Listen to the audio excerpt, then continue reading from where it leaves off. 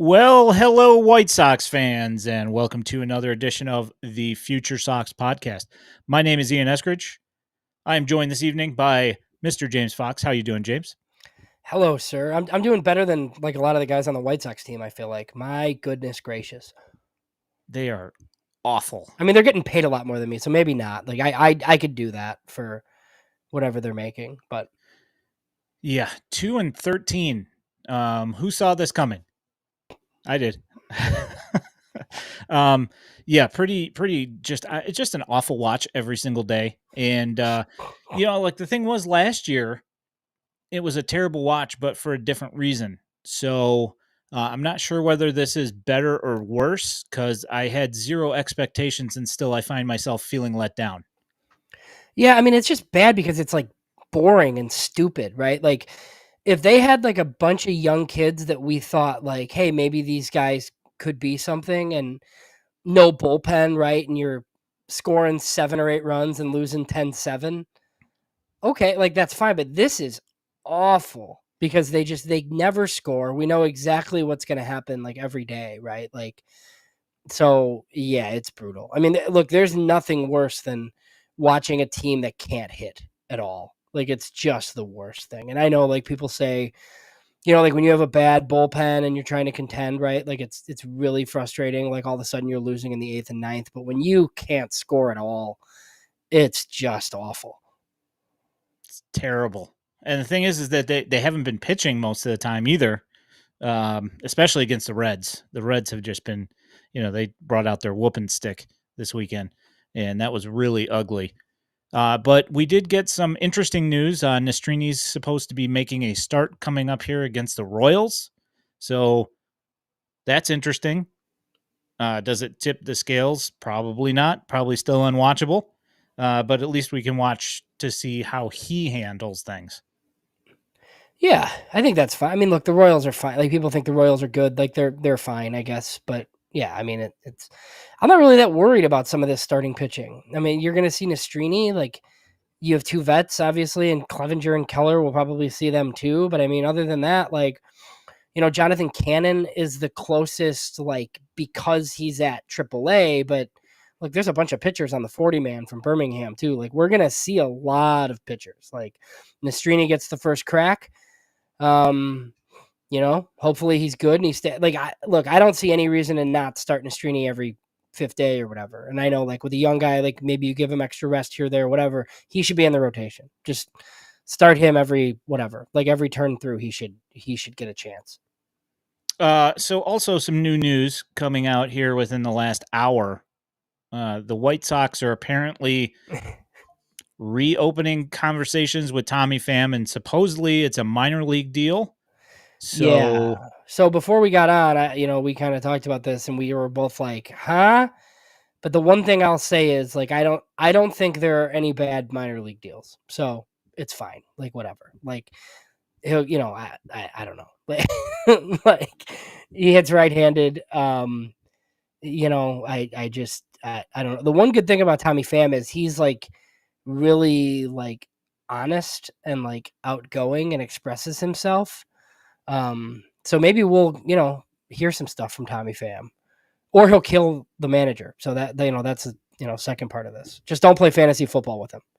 exactly. I mean, at least in AAA, so Brett Phillips hit a grand slam last night. Rafael Ortega has been hitting home runs for the Knights as well.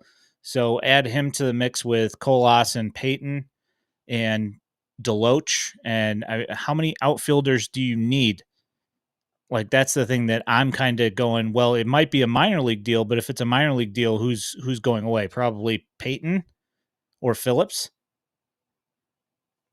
I don't know. I mean, he hits right-handed. Like they don't have Grossman there anymore, right? So I mean, Yeah. who cares, right? I mean, is there a chance somebody could have got like a Korean deal or something? Like, that's always possible, I guess. But yeah, like all those guys hit lefty. But I mean, like Colas and Deloach should be the priority in Charlotte anyway, right? It should be those two guys playing. And look, it's not like like Grossman went to Charlotte and pumped a couple of homers, and then they're like, you know what, he's ready, call him up. Like it would be the same, I'm guessing, with Tommy Pham. Like if he gets to play in Charlotte and does that, like they'll just be like, okay, you can come up too. And my guess is he's like a replacement for Pilar, possibly. So whatever, I don't know. Yeah, no, I mean, for sure that could happen, or they could, just decide quickly that, hey, Robbie Grossman's not it. And part of the reason that I would say that that's a possibility is because if you watch his defense over the last couple of days, because they've been starting him, um, his defense, he dropped a critical fly ball today. Yesterday, he bounced in two relay throws that caused problems at third base and shortstop. I mean, it's bad, and that was always the knock on him. It was the ding, and maybe they want somebody that's a little bit more competent on defense. Who knows? How about Andrew Vaughn has 3 minor league options. Yeah. I How mean, soon?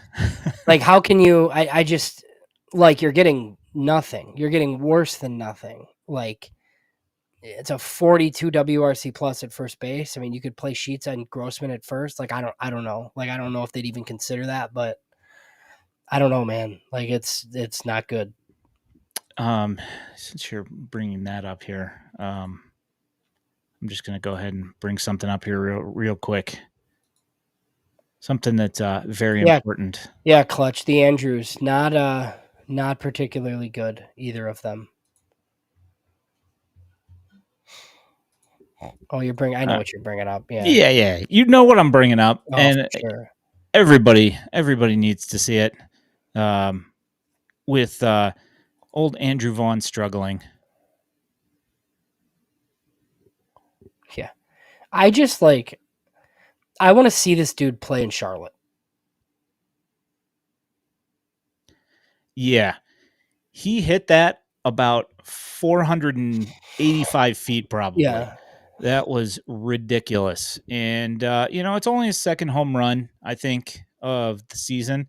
But, after watching Andrew Vaughn just completely struggle and not hit the ball with any authority at all, like what do we have to lose? I mean, what is clear right now is that Andrew Vaughn's just not. He's not what we thought he was. Unfortunately, No, he's done nothing. Yeah, ugly.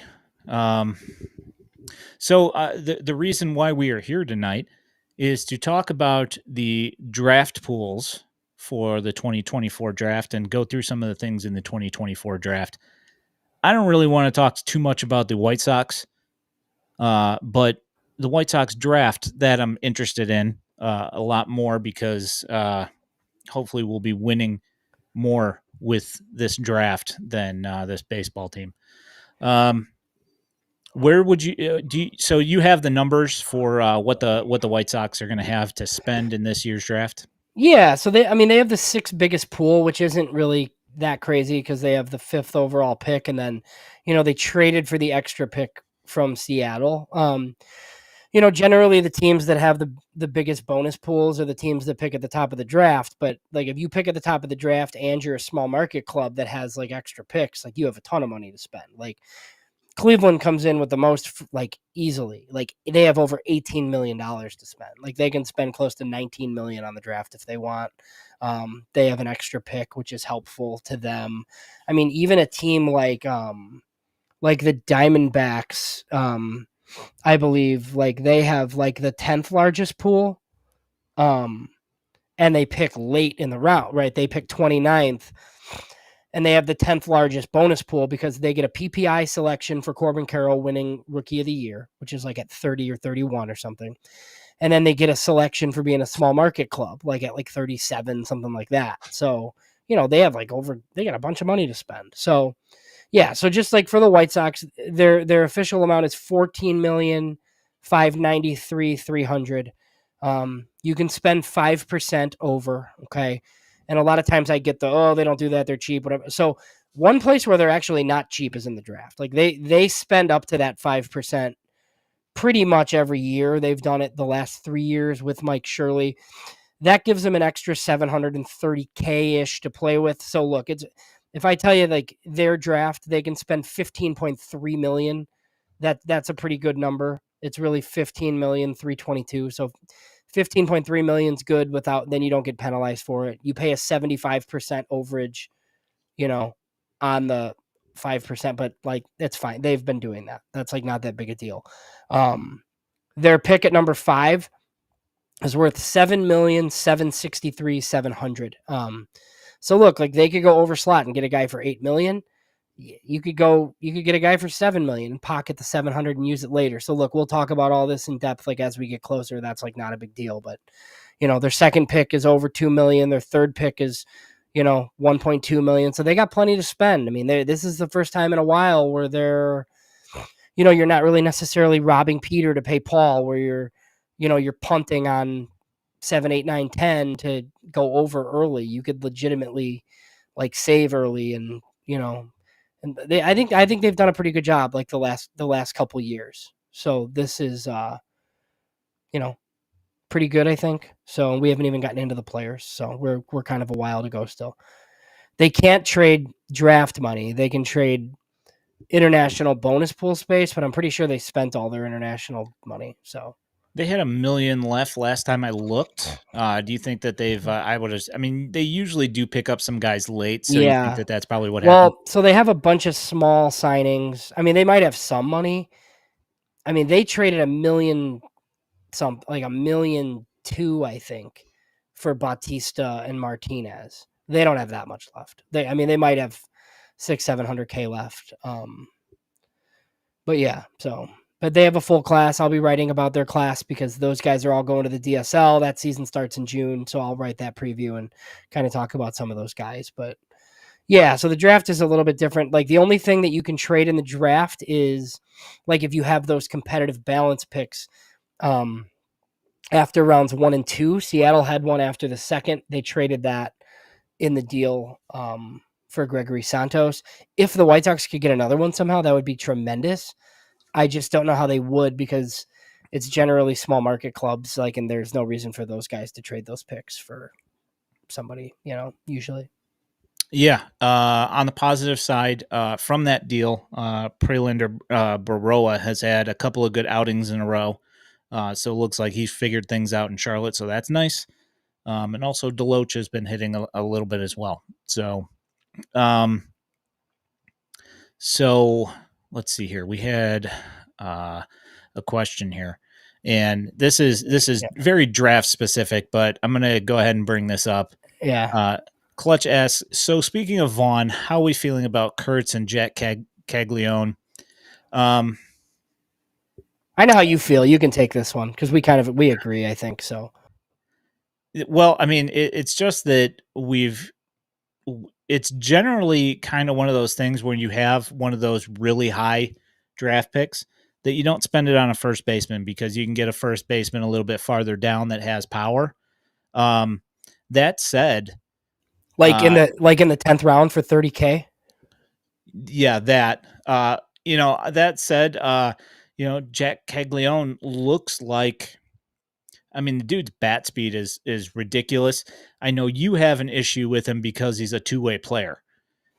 Yeah, for sure. I think there's one guy on the planet that can do that. Um, look, if you're taking Jack Caglione for his bat and you think he can play an outfield corner, I can live with that. But if he's first base only, like I don't care how good he is, 5 is too high. Like it just is. Like especially in this class where like we can get into it a little bit. Like Charlie Condon, he's probably going to go out as a third baseman, but he's definitely a left or right fielder, and he's going to friggin' mash, right? There's 2 middle infielders, Weatherholt and Bazana. I don't think the White Sox want to take those guys from what I've heard, but I mean, look, those guys are in the mix up there. Braden Montgomery, Texas A&M is a right field power hitter. You got Caglione. Oh, and then the two high level starting pitchers. So look, I don't think there's necessarily a scenario to me where Cags and Kurtz are like my best player at 5. I can understand for Kags, but for Kurtz, I think Kurtz is like, you take him eighth or ninth, like if you just, and you have to take a first baseman. And there's all sorts of Wake Forest questions that I know you have, Ian, that I agree with. I mean, he just, like he might be good, but like I just, like Gavin Sheets was a power hitter at Wake Forest too. So Only for 1 year, though. yeah, I like Only it. for 1 year. Like Kurtz is a lot more. The power's more in the bat. He's a guy that you look at as a prototypical power hitter, as opposed to Sheets that was more a bat to ball guy that hit 20 home runs, but playing at Wake Forest. Like I don't think Kurtz is that. I think Kurtz actually is a power hitter. But like you said, I do have those questions because the park factor at Wake Forest is ridiculous, and that's the issue that I have. So it's not Yeah, that I don't like him, just right. And so my philosophy for this draft is way different. Like, if people are listening to this show, like I haven't said this in the past, right? Like I've always preferred taking bats like higher. I like higher upside prep guys. Um, the prep class isn't great, okay? And I know that the White Sox are super high on, one of the guys that we've been talking about all year, Connor Griffin in Mississippi. He's probably the best high school player in the class. There's another guy, Bryce Rayner, out of Harvard Westlake in California. That's where Ethan Katz coached. That's where Lucas Giolito went, powerhouse in California. I think he's going to be like in the top 10 to 15, like come draft time. So like the White Sox really like him too. The thing is, if they go prep at 5, like the strategy's pretty apparent. It's going to be pretty far under slot, and then you try to get players throughout, which look, I don't hate. I've notoriously been a fan of. But what I will say right now is like, as of today, Hagen Smith and Chase Burns, like if either of those guys are on the board, I don't know how the White Sox don't take them. Just with like the situation that they're in. I've always been bats over arms. I've said that, but like you have an owner that is never going to pay for pitching. These guys could be top of the rotation starters really soon. These are the type of guys who like don't go to the minors for very long. That would be my plan. I would do that if either guy is on the board. And you just, you play around with the rest of your draft however you want to. So that's, kind of how I see it right now. so. I just wanted to bring up one thing really quick. If you have not watched or listened to our podcast slash stream with Jim Callis, he suggested something, uh, especially pertaining to the White Sox draft position this year. He suggested a solution to the issue with the lottery system where if you actually go down below the percentages in your pick in the draft, it wouldn't count as a win. So you wouldn't be capped off with the 10th or below pick in the draft. And I thought that was phenomenal and a great idea. And I've seen it one other place since then.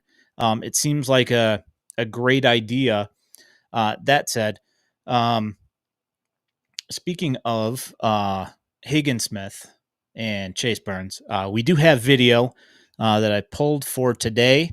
And I'm just going to go ahead and let you freestyle here, James. I got Hagen Smith video coming up here. Yeah, I mean, it looks like NC State Carlos Rodon. Like he's absolutely filthy. I know some people are a little bit afraid of the arm action. We've kind of talked about this like on the show a little bit, even like last week when we talked about the Tommy Johns. I I don't think we know, guys. Like I think, like whatever. Like I hear that all the time. Like, oh, look at his arm, he's gonna get hurt. Like Hagen Smith had Tommy John in high school, I think. Or as a freshman. He's already had it. I know that once at least. So look, it wouldn't deter me. It hasn't deterred the White Sox from taking guys like this. Um, he's a top of the rotation arm. I don't know where else the White Sox are going to get guys like this if you're not willing to do it like high in the draft. Yeah, I mean, left hand side, just power arm with great command and crazy movement and spin rates and carry and all like all the things that you look for. This is your guy right here. And the one thing that I mentioned, that you also mentioned with Jim Callis when he asked us what our thought was of who we would draft if we had our pick of the litter there per se, was Hagen Smith, because he's left-handed and we've had such a shortage of that. Uh, Moving along, we've got Chase Burns out of Wake Forest. He is right-handed, but equally as nasty, with a little bit higher velo. Your thoughts, James? Yeah, I mean, I don't really care. Like, I feel like one of them's going to be gone for sure. They might both be gone. And then I know we had a question on that kind of from Clutch over here, but like, I'm fine with either of them. Like, I mean, he kind of put us on the spot. So I chose Hagen Smith because he's left-handed. But I mean, look, if Hagen Smith is gone and Chase Burns is on the board, like, I hope they take Chase Burns. And I think they would. So yeah, it's not, I don't really care. They're both really good. And the White Sox, I don't think will be a team that's afraid to take one of them. I think you get to be close to draft time, and we'll have a bunch of draft guests on, and there are some teams that just don't believe in taking pitching this high, regardless of how good the guy might be. So I do not think the White Sox are one of those teams. Yeah, I would agree. I don't see any reason why they would shy away from a starter like that. They haven't been in the past, so I don't see why they would start now, especially if one of these two arms in particular was available. Doesn't seem to make a whole lot of sense why they would try and skip out on that. Both of those guys are obviously pretty Uh, special. So next in line, the one of the other guys you brought up was Connor Griffin, prep here, and I've got here he is. He's showing off his arm out in center field, and I mean, say what you want about the umpiring job there, whether he was safe or yeah, not. I I know. don't Yeah. know, but that was still a bullet to third base. Your thoughts? Yeah, I mean, he's the best high school player in the class. I really like him because he's super young. He's like, I don't even think he's going to be 18 on draft day. He reclassified. He's one of the toolsiest players in the class. He can play center field and short. He's got like 100,000 steals in Mississippi. But that's the one issue, right? Is that he plays high school baseball in Mississippi, and it's just not very good, right? So I think like if the White Sox were picking seventh or eighth, that would be Did you see the swing here? yeah. See, this is my worry about him. Hmm. Is that his balance is really goofy, and obviously that's going to change as he gains some strength and whatever. Yeah. But it's just like a very Like, wonky swing. so if they were picking seventh or eighth, that would be great because then they'd be in line for number one next year. But I mean, like in this type of class, like he's a no brainer there. But I think at 5, the college class is so good that it's really hard to take this type of chance when you have like those college guys on the board. So next up in line, Bryce Rayner from Harvard Westlake, Lucas Giolito, Max Fried, and Jack Flaherty's joint out there, and Ethan Katz as well, have Harvard Westlake ties. Great bat speed. Um, I made a comment to you earlier about he looked like a guy who could use a good humbling. Yeah. I'll just go ahead and bring this video up, but go ahead and your thoughts on him. Yeah, I mean Harvard Westlake. I'm going to assume he's rich, right? So I mean, yeah, I mean that's a powerhouse school. I don't really like this like hitch in his swing, but apparently he pitches too, and he's really good. So I just think like in a high school class that's not great. I mean these are some of the top guys.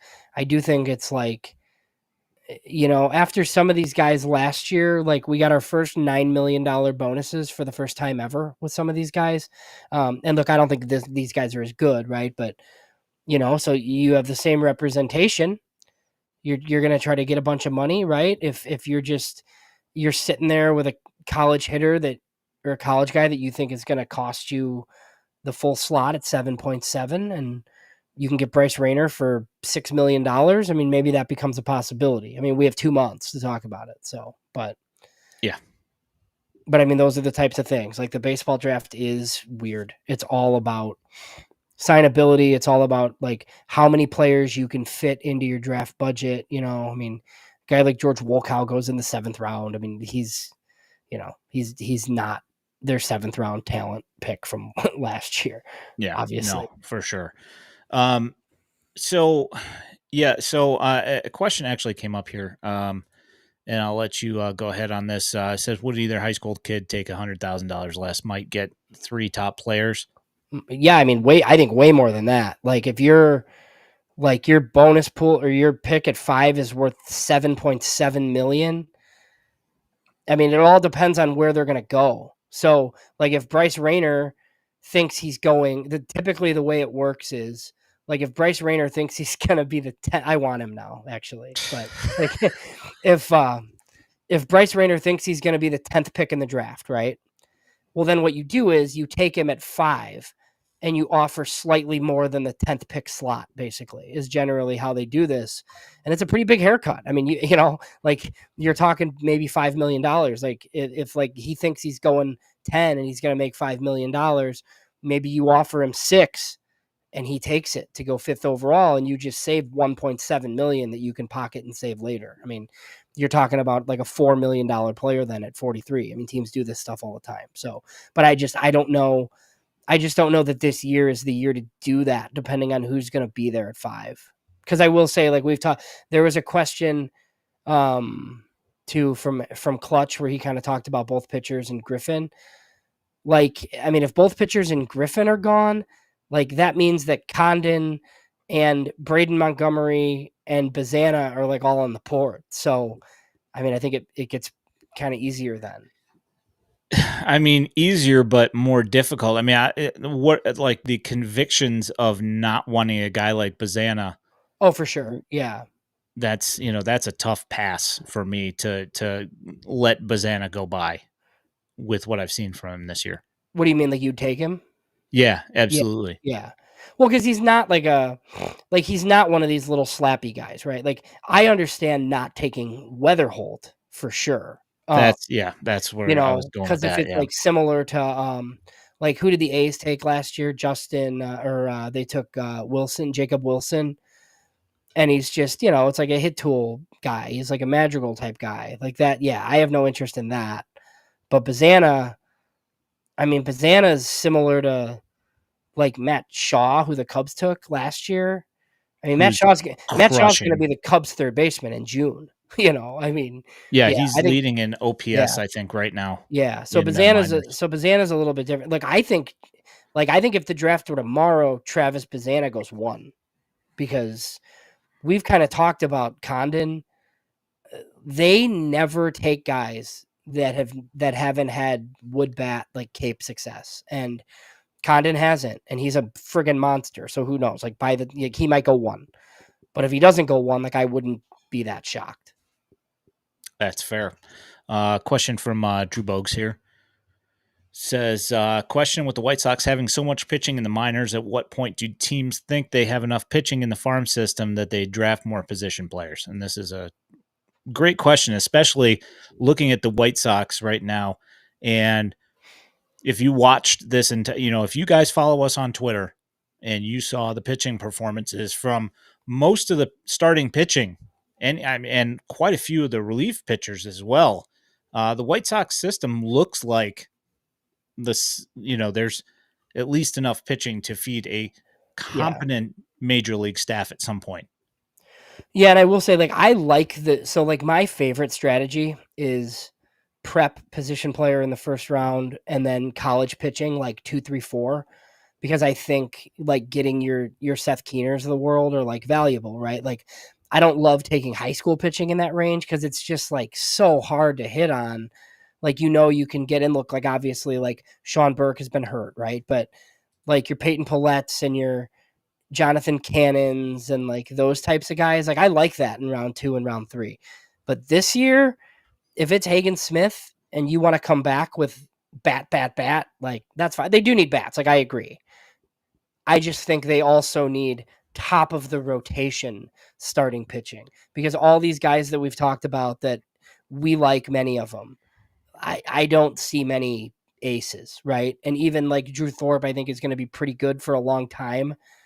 Like if he's a number 3 starter, that would be great. They don't have, other than Schultz, but I mean, come on now. Like as good as Noah Schultz is, like it's still a while and it's innings, right? He needs innings. So it's a lot of threes, fours, and fives in the White Sox system. Yeah, which Noah Schultz, he looked phenomenal for about 3 innings of his start the other day. The first inning he got strikeout, and I think it was 1, 2, 3. The second inning was 1, 2, 3, but I believe it was all like ground outs and a pop out. And then the third, lots of problems with command. I'm not a biomechanist by trade, but something, it looked like he wasn't finishing his pitches all the way through, or he was over pitching. It seemed like he lost his slot, and once he had a trip from a mound visit, he figured it out, struck the 3 guys out in 11 pitches, came out the next inning, struck out 3 guys in 10 pitches, 1 pitch away from an immaculate inning. The Yeah. guy's special. It's just whether or not he can build the innings base to Mhm. get there. Yeah, nobody can hit him. So, like, did you do the math on, like, eventually here? I think he's going to throw 5 or 6 innings, right? But like, even if he doesn't, 20 starts, it's 80 innings if he's going 4, right? Like, my guess is something in that, like, I had heard from somebody 85 to 100 would be great, but if it's 75, they're totally fine with that. So, Yeah. because then you can double that next year at Birmingham and get into the 140s. And then at that point, you're talking about just him pitching in the big leagues because he's too good to be in the minors anymore. So, but yeah, I mean, he needs the innings. I'd like to see him throw 5 or 6 at some point. That would be great. He's starting every Saturday. So he'll be pretty much appointment viewing. I mean, obviously, like Ian here will have highlights for everybody all season, but he'll have a lot of people in to see him. Like Winston will have Baseball America and also, like Josh Norris tries to go to all of Schultz's starts. Like there's going to be lots of video on Noah Schultz as the season goes on. Yeah. Like that. This is my thing with Schultz is, and like what I'm bringing up here is that with the conversation about Tommy Johns, which has been a huge conversation the last week with all the big names on Twitter weighing in, the Tommy John thing and the innings correlation. Um, the White Sox have been one of those teams that have been very, very careful about the amount of pitches and the amount of ups and downs that these pitchers have every week. And, it's probably in response to the fact that they had like that stretch with, Dane Dunning and Michael Kopech and just like all those Tommy John injuries that they had within like a span of like 2 years. I assume that this is in reaction to that. But at some point, you have to start getting these guys some innings in order to be able to let them run in Major League Baseball. Do you have any feelings on that Well, at all? well, I do think with Schultz specifically, I had talked to somebody really close to him, obviously, like I talked about, and one of the issues was like when he had the shoulder thing at the end of the year, it's just that he wasn't throwing enough, like in between starts. And look, we've talked about like the ineptness sometimes of this organization. Like that's nuts to me that somebody wasn't telling him like, hey, this is when you need to throw. But essentially nobody was. And obviously Everett Teaford left midseason and there were lots of moving parts and stuff. But he essentially just like wasn't throwing enough during the week. And then he was sore because he would then pitch, whatever. So he didn't have that plan. I wonder if the Saturday thing is just like in response to that. Like, this is your schedule every week, whatever that is. Like, I'm not privy to that, right? But if he starts on Saturday, maybe there's work on Monday and then there's like a bullpen Wednesday, Thursday, whatever. And it stays that way every week. And then he throws on Saturday. Instead of that, like having to change because he is like a 19-year-old kid still. So, or 20, whatever he is. So maybe that's my guess. They think this is the best way to get him like the most innings possible. And then everybody else can just like work around him basically. I have no issue with it. It's just, I don't think it's necessary for the other guys. We had a question here. What do we think about the possibility of Vance Honeycutt at number 5? I'm thinking that's probably no shot. Yeah, I think it's too high. I just, like he can definitely play center field. He's interesting. It's a lot of Great strikeout. fielder. It's a lot of strikeouts. I just think there's guys better than him, honestly. I mean, especially when like you're talking like if you're picking 5, and I don't know if people just joined, but like you have the 2 top of the rotation type starters. You have Travis Bazana, who like I think is probably going to go 1, and then you have Charlie Condon. Like literally, if anyone else goes, like you're guaranteed one of those 4 guys. So like it's just it's kind of that's kind of how I feel about it. A lot of people like Braden Montgomery. There's the 2 high school guys. There's Weatherholt. So I think there's just guys that are better. But look, if I was picking 15 and like Honeycutt's on the board, I think you'd be happy with it. So Yeah. Yeah, which is exactly what Clutch said. That's what I would think is that he's probably like mid-teens area. I mean, the guy is definitely talented and he's got some great skill sets, but yeah, it's not one of those ones where you're like top 5. This guy is a surefire starter in Major League Baseball. This is the kind of guy that you worry about. Is he going to be able to keep bat to ball through the entire minor leagues to get to Major League Baseball? You know, to be he's a future Chicago Cub, right in that range, 13, 14. Because it does like, dude, it does like it's gonna be money too, right? Like I like even with Cleveland, like there's a shot that Cleveland likes 3 guys and they take whoever's the cheapest. And like Pittsburgh couldn't do that last year because Skeens was so good that they're just like, well, we have to take this guy, right? yeah, you couldn't pass that up. But some years it's like that. Like it's just like, okay, well, we have a group of 3 guys, like the guy that's the cheapest we're gonna take. Like that's gonna happen in the top 10 of this draft. Maybe not like right up at the top, but it will for sure. Yeah, that was one of the big arguments I saw on Twitter was specifically about Paul Skeens and the fact that he's throwing 3 innings and like 35, 40 pitches in those 3 innings when last year he was throwing 100 pitches, at the very exact same time for, in college. So what is the point of scaling it back that much? Like, what are you really saving? Because these guys that they're doing that with, it's like they go into major, they finally do make it because they're, like you said, they're too good for the minors. But, when you try and extend them in Major League Baseball, that's when they start having arm problems because they've been Yeah. used to pitching 4 or 5 innings. Well, and the Pirates like are decent right now, and I know they do this a lot in April, but like at a certain point, like it has to be real. Like they have a lot of good young players. And if it is real, you need Paul Skeets like really soon. Like he needs to be in like if the Pirates went on a run, right, and they're in the playoffs, like Paul Skeens is starting a playoff game for the Pirates. Like he's a freaking stud. So look, I think we hear within the next few weeks, like, we're gonna come on this show and make mention of the fact that Paul Skeens, like the best pitching prospect in baseball, is in the big leagues. But yeah, it's strange that they're not like getting him prepped to actually go 5 or 6 innings in Pittsburgh, like from the beginning. Yeah. Um, yeah. So the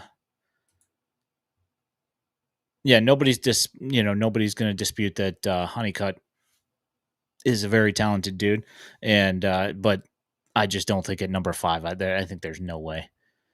Um, Says that reminds him of Joe Adele, and that I could see to a point. Who does? Vance Honeycutt with Joe Adele. Well, so the thing Defense, is, like, you know, but I feel like Joey Dell like would have murdered college baseball. Like he was going to go to Louisville, he would have been fair enough. awesome. Yeah, Like he came out of high school, and look at a certain point, like baseball gets hard. For Joe Adell, it was AAA. Like he cruises through the minors. I mean, there's guys you've seen it right with who's the Wisconsin high schooler that's like in Atlanta now that was oh, in Kellenick. Seattle. Yeah, Kellenick. I mean, Yeah, like that dude literally didn't struggle. Like baseball was not hard like until the upper minors, and some of these guys just get to the big leagues after never struggling, and you don't know what to do because like baseball's never been hard for you. So yeah, and then so he mentioned the Royals too, like the Royals last few picks, or not that one, just like the amount of teams that go under slot. Cleveland. Cleveland does it quite often. That's why them picking at one's interesting. I will say the Royals did it where they took Blake Mitchell, 8th overall last year as a high school catcher out of Texas. That was the White Sox guy. That's who the Sox wanted really bad. And I would have not really known how to feel about that one because I really like the bat, but prep catchers are a super dangerous demo. It just never ever works. Yeah, it's like Joe Mack. I was kind of curious Yeah. how that one was going to work out as well. Another prep catcher, you know? Yeah, they just never catch. Like some of them make it to the big leagues in other positions, but they never make it as catchers. Yeah, that was very early. That was an 8th overall. Yeah. Yeah, that was a weird one. But Bobby Witt Jr., Yeah. who they also took, Yeah, pretty good. not bad at baseball. Do you want to talk about any of the performances over the last week in minor league baseball before we head out? Do you have anything Yeah. in We should get particular? we should get into it instead of doing draft the whole time. No, I just think the system's interesting. Like I think that you look around on Twitter and I know like the beat like has a job to do, right? Like but I think most people are done. Like just like hearing about this team, like there's stories to cover if people want to cover them. And look, I don't necessarily want everybody like infringing on our territory, but it's like this is where the stories are. Like there's plenty of stuff going on. Like you posted something today just with like how good the Birmingham offense has been, like the amount of guys that are, like top 10 in the Top league. 10. And Yeah. yeah. Yeah, I mean that offense is good and they got a ton of pitching. Like the Birmingham team's really good. Jacob Gonzalez has got an 830 OPS and Winston and his defense looks good. Like, shocker, he played shortstop for Team USA. Like he's probably a good infielder. Like I know he doesn't run very well, but he's somehow managed to make plays regardless. And Sammy Zavala is interesting. Montgomery seems like he might be getting it together finally in Charlotte. I think you got a pitching performance every night. Um, and then the lower level guys are starting up soon. You're going to have George Wolkow, and we find out if the Javier Mogollon hype is real in Arizona. So yeah, I think there's a lot of stuff going on that's interesting. Good for us because we don't have to cover this godforsaken big league team. Oh man, that makes my life so much happier not having to think about the actual parent organization. It's so much better not thinking about it. I've said for years now that if I didn't have minor league baseball and I had to watch the White Sox all the time only, uh, I'd stop watching baseball probably because they are just absolutely dreadful. Yeah, there's been so many good pitching performances. And ones out of like guys that you don't know anything about. Jake Bockenstead today for Kannapolis, 9 strikeouts in 5 innings, and he did allow 5 runs, but only one of them was earned because of 3 errors. This is a guy that nobody knows anything about. Nobody has any idea who Jake Bockenstead is except for his parents. And guys like this have been popping up for the White Sox, and it seems like the Mike Shirley drafts are, and the, the amateur scouting with undrafted free agents, like they're hitting Yeah. it out of the park, picking up these guys that are putting numbers up that you wouldn't really expect. Well, have you looked at? I haven't looked at anything like were his stats at SIUE good? Like, was he good? I would imagine I, he was. I Like haven't looked. yeah, I haven't Yeah. either. But I mean, yeah. So he's just I didn't know who he was. Like they signed him undrafted. I don't know if he was like a Tread Athletics guy. Like they've had a lot of guys that have worked out like out of facilities that they've signed. So yeah, I mean he's been solid. I mean, look, Lucas Gordon I said was gonna carve like in low A. I mean, we'll see what he is. I think he's a number 5 starter probably. Like if he ended up making it, he's kind of similar to Tyler Schweitzer, but Schweitzer's got a little bit better stuff. But I mean, yeah, like Kannapolis is like he's gonna carve in Kannapolis. Like he could probably pitch in Birmingham, and we'd know a little bit more about him. So, the other thing, like, how fun is Riku Nishida? Like, he's not a prospect, I don't think, No. but it's still awesome. Like, Yeah, yeah, that's the thing is like I want to be able to post highlights of him all the time. Because he does all sorts of just weird stuff. Like he gets on base like 4 times a game, and you won't see it in the box score. And so people look at the box score and they're like, "Ah, yeah, this guy, whatever, he's nothing because he'll go like 1 for 5." But the thing is he's been on base 4 times Yeah, because he's caused errors. he's like 1 for 4 with 4 runs scored somehow, like, and you're like, "Wait, like, Exactly. how does this So happen?" weird. So my favorite thing about Rick Kunishita was that, like, when he played, in college at Oregon, right? That's where he Oregon, yeah, played. yeah. He would go into the batter's box with a wood bat and an aluminum bat, and then he would, like, decide, like, right before he'd go, like, what he would use. So he used wood bats in college baseball games, which I didn't even know was allowed. Yeah, I didn't know either. Like, it's pretty great, though. Where's this?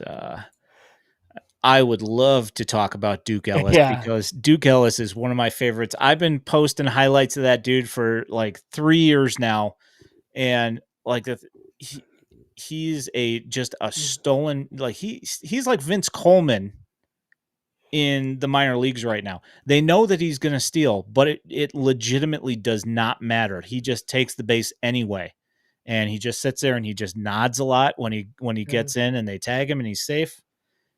He's just a lot of fun. He's walking a lot. I'm hoping that the bat progresses a little bit more. We saw a lot more power from him when in Winston, so I'm hoping to see a little bit of that come back to the bat because that Yeah. would like bump him along on the road into looking like a guy. And also, uh, in that tweet that I just showed a little bit ago, Terrell Tatum is fifth in the Southern League in OPS. The guy is walking at a ridiculous clip. He's stealing bases. He's hitting home runs. The guy is a menace in Double A right now, and that's another one of those guys that's just Yeah. like lower round NC State guy that is Jack Leiter's daddy. I'll mention that as well. Just a lot, so many interesting names, and Yeah, Terrell Tatum's good. yeah, He's Terrell Tatum's gonna play in the big leagues. He might be a 4th outfielder, but he's gonna play in the big leagues for sure. He hits lefty, he walks a ton. It's a great profile. That's like when we had, Callis on and Pipeline didn't rank him, like, I thought that was nuts. Like, he's like a definite top 30 guy for me. Like, they could trade for 5 guys, and I would still have Tatum in the top 30, you know? Like, and Baldwin is the other guy. I think there was some questions, with us, like, the way we do our rankings, like, some of us didn't rank him. I think he'll be on the midseason, I'm pretty sure. Like, I think you and I are like the only two that did have him on there. yeah, like, he plays everywhere, and he's hitting in double. Like, he looks like a future big leaguer too. Like, look, I'm not gonna sit here and tell you he's, like, gonna be their second baseman of the future or something, but, like, I mean, if you would have told me 5 years ago or 4 years ago that Zach Remillard was playing in the big leagues, like, I would have said, absolutely not. Like, that's an orc guy, right? Same thing with Danny Mendick. Brooks Baldwin's way better than those guys, you know? So, like, that's just the type of thing. And if he can play shortstop, that means he can play everywhere. He looks really good. That's another, I mean, 12th round find. I love the 11th and 12th round because that's where you get guys that should have went like 5th or 6th that just like don't, and then you pay them over and add to your draft class. Like the 11th and 12th rounders are typically like if you were to stack the class, right? Like who are your best guys like for the biggest bonuses? Like those guys are usually party like the top of your draft haul. Him and Jacob Burke is similar. So we had this conversation via text earlier today. Sergio Santos, the next White Sox manager after Montoyo gets the interim tag, of course. I had made a comment to you earlier today that Mhm. I like Pat Leland a lot because he's not afraid to get in umpires' faces. He doesn't have a problem with questioning it. He doesn't have a problem with any of this stuff. But the thing is, I wanted to see him with more talent. But Sergio Santos coming over from the Yankees org, um, he's managing the Barons, and today the umpire who has a bad reputation for a couple of years against White Sox teams, um, Sergio Santos is respectful, but he goes out there and he gets tossed today after some really brutal calls and just had to stand up for his guys. Tim Elko ended up getting tossed as well. What do you think about the prospect of Sergio Santos being the next guy? Well, so I've had beat writers bring it up this year. Like that they talk about him so highly, and he came in from the outside, but he's a White Sox guy, like, hey, maybe he's the next manager. I mean, look, my thought is like if they launch Pedro at some point, which like look, I'm kind of fully expecting. I know we didn't really get into the Joe Cowley report, but like since the Joe Cowley report happened, like my guess is that they won't fire him now because like they don't want Joe Cowley to win because they hate him so much.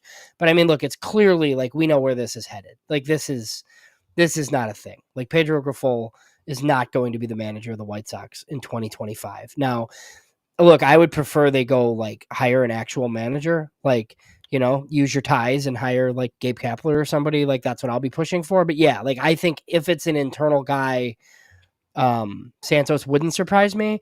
Is it weird, like a pitcher, or is it okay because he was like a position player first? Like he does have like a pretty extensive background, but that part's a little strange to me. But he wasn't always a pitcher. He came up as a position Shortstop, player. right? Yeah, He was a yeah. shortstop. Yeah, Yeah, and he just yeah, couldn't typical, like, he couldn't hit at all and he could throw, so they turned him into a pitcher. So yeah. That one baffled me as well. I was like, why? Because when I heard that Sergio Santos, I was like, wait, is it the same Sergio Santos? Because I was like, he was a pitcher, and you don't see that very often, except for a pitching coach. And then I was like, oh, I guess that's true. He did get switched over to the pitching role later on in his career. So hey Xavier, how you doing? So Clutch asks, any thoughts on Caro's hot start and Ramos's slow start? Ramos not worried about. yeah, Ramos will be fine. It's happened before. I'm just glad he's healthy. Like usually he's like not playing because he's not healthy. So yeah, not really worried. I will say though, like he's on the 40 man.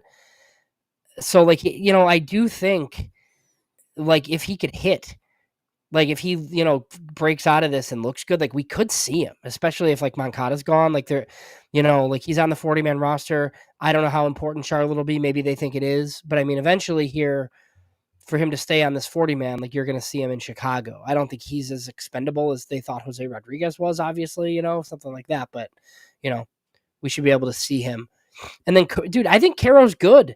Like, I think the Angels rushed this guy.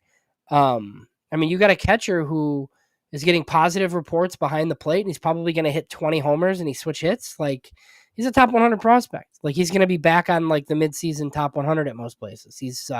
He looks really good. He's one of their, I think Montgomery and him are probably like the two guys that you're watching.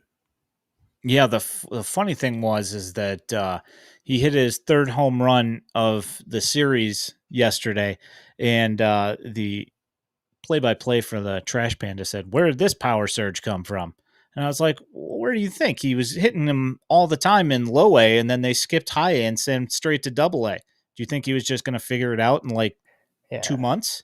God, I like the White. It's tough to say anybody's like a worse organization than the White Sox, but the Angels are they just do the weirdest stuff because their owner only cares about like double A prospects. So they take all their prospects and send them to double A, whether they're ready or not. Like, my goodness. And even like Caro held his own last year. I mean, he had like a 105 WRC plus. He just didn't have the homers, and Yeah, if you think he can catch, he's a prospect. Like he's pretty solid. yeah. It's been a fun week. The records haven't exactly worked out as well as planned, but overall, I think things have Yeah. been pretty fun this last week. So Do you see the we have a Jacob Gonzalez question too? I did not see. Yeah, it's right here. Oh, where does Jacob Gonzalez fit in the future? Yeah. That that's a I mean, he's solid question. he's got to keep hitting in the minors, obviously, right? But he's the 15th overall pick in the country for a reason. Um, Second base probably, but I mean, I don't know. I mean, he's a 45 runner. Like I joked earlier that he's fine at short. Like I don't know that means you want him playing shortstop in the big leagues. Like, so I'm just going to assume that by the time he got there, they'd have someone better than him and he would play second. But, yeah, I don't know. I mean, he's a lefty. The one thing he's always done is he's always gotten on base and he's always walked. Like, he's played 9 games. He's been on base in all 9 of them. I understood the concerns for sure. And then the concerns after that, because he looked terrible, but he looks totally different right now. Yeah, 100%. The swing looks so much better. I don't know if you saw it or not, but he stole third base today. Just saying. Did they time him with a sundial? It was a delayed 45 running. steal, so the catcher had no idea that he was going to leave, and he was probably like, "That's Jacob Gonzalez. He's not going to try and steal third," and he sure did. So that was kind of funny. But Drew, we're at the end of the line, my friend, but we might have to answer that too. Yeah. yeah, well, I mean, might as well. Well, the White I Sox think being sellers, are there any players who can get a top 200 prospect in a trade I think that you can get a top 100 prospect in a trade. Michael Kopech, for? baby. Kopech. That's Yeah. yeah, I think if Kopech, he I keeps guess. doing what he's doing, it's too many walks, obviously. But I mean, a year and a half of Kopech, if he's awesome as a closer, like brings you something nice, I think, anyways. I think we've seen like Soroka's not bringing you anything. Um, you could trade Garrett Crochet and get a bunch of nice stuff. Yeah, you He's could. only You could trade Luis Robert too, and he could bring he's you a only bunch I of mean, stuff. Garrett Crochet, I think, has only got 2 years of control too. So, as much as I think everybody wants to keep him, it might be 3, but it's not many. So, when you're in their position, it's stuff you have to think about. I would keep him. I don't think they'll do that. I do think they'll spin off some guys. I think Steven Wilson brings back something that we like. I don't know that it's like a top 100 guy, but I mean, like Steven Wilson. I think Steven Wilson and Brebbia, if they're both healthy, bring back something. Kopech brings back a lot. That's probably it, though. I don't know why you would, like maybe you trade Tommy Pham for a DSL guy, like or something, like if he's good, but I don't know, man. Speaking of DSL, I actually got a Yeah, DM message the other day about Eric Hernandez. yeah, bad. Uh, so I've seen the numbers in the DSL and in the ACL, and they haven't been great. But he's only 19. Yeah, he's super Um, young. is he like? Have you heard anything on him at No, all? so the issue was that like he was sold as this like Juan polished. Soto. Yeah, well, he was sold as this polished bat that's gonna hit, and then he just like doesn't hit ever, and I don't know, man. Usually when you don't hit in the DSL, it's a red flag. Like just and like guys can figure it out. He was on the preliminary Canny roster and he's not there. So my guess is he's repeating Arizona. But that's what we keep talking about with like Javier Mogollon, right? Like I've heard good reports from like backfields, like he looks pretty powerful. So like he raked at the DSL, right? He could get to Canny and never hit and just be nothing. But he did rake in the DSL. So like you know what I mean? Like Eric Hernandez didn't even hit there. So it's kind of tough. Yeah. So Yep. I don't know. Yeah. Benjamin Bailey. He hit in the DSL as well, and everybody talked about like the crazy amount of power, and then he got to the ACL, kind of sort of hit, and then Yeah. went to Candy and couldn't hit Yeah. anything. I mean, So it's just, but I mean, look, like it's really hard. Like in Canny, you're facing guys like Seth Keener and Lucas Gordon. That's why I just talked about like those guys being able to carve because like as bad as like we looked at the Kannapolis roster, right? And we were like a little bit underwhelmed. But I mean, those are college guys playing against children, like in low A. So like yeah. the record might be okay, actually. Like Yeah, I mean, that's the one thing that Candy's shown so far is the pitching's been pretty stinking good. The problem has been is that there's only a couple of guys on the team that decide to hit every day. right, So we'll see if they can yeah. manage to, gel together and start putting some innings together. I mean, So if you played on the backfields in the DSL and then spent a summer in Arizona, right? You didn't see Seth Keeners and Lucas Gordons. Like you just didn't. Like those guys were pitching in power conferences last year. Like in the, you know what I mean? Like it's just there's just you just have no chance. That's why George Wolkow's not there because it's not fair to him. Like he doesn't belong there. Now hopefully he's great in Arizona and then maybe sure like you want to end his season in Canny if he impresses you. That dude just turned 18. Like that is a death sentence for a kid like that. It's like what they did to Courtney Hawkins. yeah, that's the last place I want George Wolkow to be is facing ACC and SEC stud pitching every day. Yeah, like Bad I mean, idea. even like a guy like look at like Wes Kath, like, and look, maybe he was never going to be good enough, right? I don't know. Like it's hard. Drafting's hard. Like this stuff is not easy. But I mean, he couldn't handle upper echelon pitching. He played high school baseball in Arizona. Yep. It can be hard. We'll see. I'm sure that some of these guys that are at Canny, I mean, and most of them, if you look at the names that are in the lineup, like nobody knows who Arxie Hernandez is, you know? Yeah. So there's going to be a bunch of Caden those guys that are going to move on. Caden Connor, stand up, baby. Oh yeah. Like all these college, you just got all these college guys, and then you have just random DSL guys that have made their way there. I think Burrows will be there. People have heard of him, but I mean, even like Burrows wasn't great in Arizona either.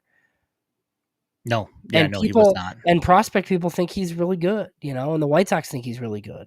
Well, he's got Yeah, to that hit one. and prove it.